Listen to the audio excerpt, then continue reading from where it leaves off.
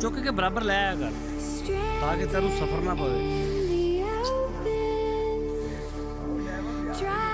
ਉਹ ਹਲੇ ਜਾਣਗੇ ਚੱਲਣ ਦੀਆਂ ਲੈ ਉਹ ਚੱਲਣ ਦੇ ਉਹ